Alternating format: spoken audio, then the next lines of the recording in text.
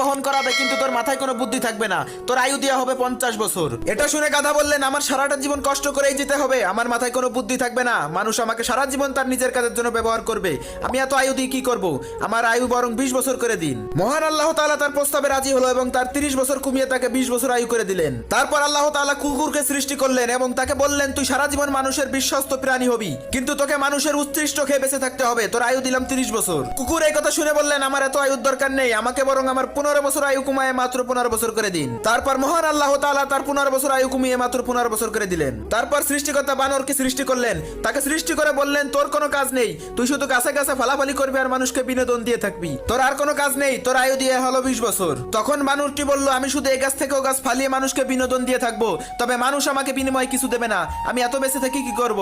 আমাকে বরং 10 বছর আয়ু কমিয়ে 10 বছর করে দিন। তখন সৃষ্টিকর্তা রাজি হলো এবং তাকে 10 বছর কমিয়ে 10 বছর করে দিল আয়ু।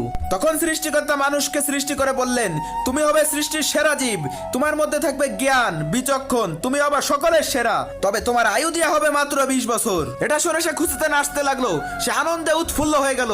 পরক্ষণে সে ভেবে দেখলো তার আয়ু দেওয়া হয়েছে মাত্র 20 বছর। তখন সৃষ্টিকর্তাকে বললেন, সবার থেকে সবকিছু আমাকে বেশি দিলেন, কিন্তু আয়ুটা একটু কম হয়ে গেল না? আপনি বরং আমাকে আর একটু আয়ু দেন। গাধার রেখে যা 30 বছর, কুকুরের রেখে যা 15 বছর, আর বানরের রেখে যা 10 বছর, এটা আমাকে দিয়ে দেন।